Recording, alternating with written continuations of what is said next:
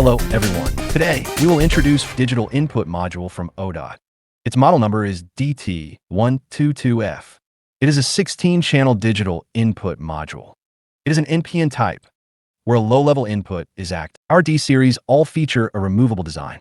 Its wiring terminals can be quickly plugged and unplugged when we are wiring or when encountering issues with the module on-site. This avoids the need for repetitive wiring work. Next, we can look at our module.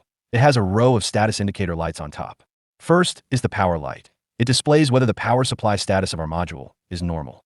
As for the status indicator, we can use its color or flashing frequency to determine certain fault states of module. Furthermore, every channel is equipped with its own status indicator light. We can use these channel status indicators to quickly determine whether each channel has a signal input.